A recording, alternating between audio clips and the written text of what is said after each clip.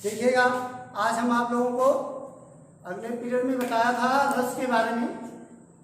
आचार्यों ने रस को काव्य की आत्मा बताया है। और अब आप कह सकते हैं कि सर काव्य क्या है? रसात्मक वाक्यम काव्यम, रस से युक्त वाक्य ही काव्य है। तो ये रस जो है ये काव्य की आत्मा होते हैं।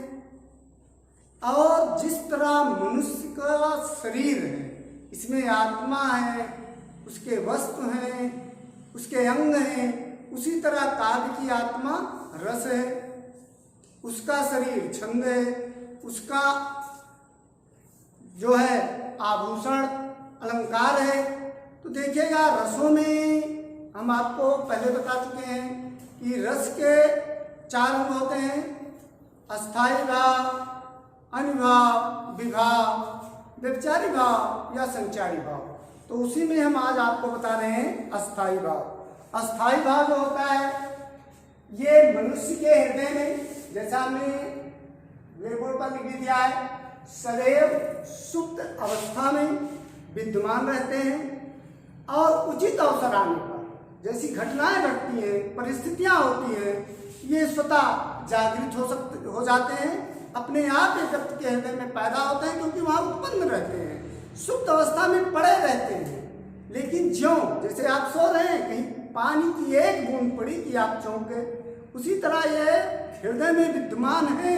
लेकिन कोई एक घटना ऐसी आई कि ये तुरंत जागृत होते हैं, और जागृत होने के बाद विभाव, अनुभाव तथा संचारी भाव द्वारा पुष्ट होकर के रस के रूप में तत्कालीन परिणित हो जाते हैं। जैसे हमने कोई दर्दनाक घटना हमने देखा, तुरंत हम भावुक हो गए, मेरा मन, आपका मन दर्द से करा उठा, दया आ गई, तो वो आपके भाव में है।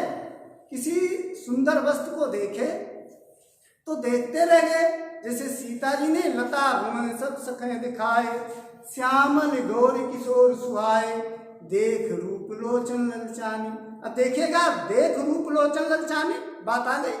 तो वहां सीता पूजने गई थी, लेकिन राम को देखा तो उनके नेत्र तुरंत श्रृंगार रस की तरफ आकृष्ट हो गए। इसी तरह व्यक्ति के हृदय में ये भाव दबे रहते हैं, लेकिन अवसर पाते ही जागृत हो जाते हैं। आचार्यों ने इन अस्थायी भावों की संख्या 9 बताई है। आप देखिएगा, वो 9 अस्थायी भाव क्या है? जैसे जहां श्रृंगारिकता की बात होती है, उसका अस्थायी भाव रति है।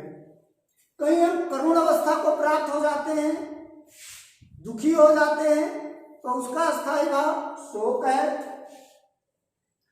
किसी अत्याचार अनाचार को देख करके हमारी भुजाएं फड़कने लगती हैं, हम उसको बर्दाश्त नहीं कर पाते, उत्साहित हो जाते हैं उसका दमन करने के लिए, वहां वीर रस उत्पन्न होता है, उसका अस्थायी भाव उत्साह हो जाता है। किसी की विकृत वेशभूषा, रूप रंग, आकृति क्रियाकलाप देख करके हम हंसने लगते हैं, हम आप हंसने लगते हैं, रोक नहीं पाते, वहां हास्य रस हो जाता है, और उसका अस्थायी भाव हास हो जाता है। आप देख रहे हैं।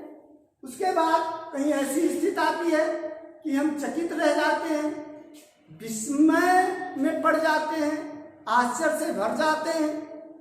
जैसे कि सारी मध्य नारी है, किनारी मध्य सारी है, सारी ही किनारी है, किनारी ही की सारी है। क्लियर नहीं हो पा रहा है, विस्मय है, देख रहे हैं, आश्चर्यचकित हैं, तो वहां अद्भुत रस हो जाता है।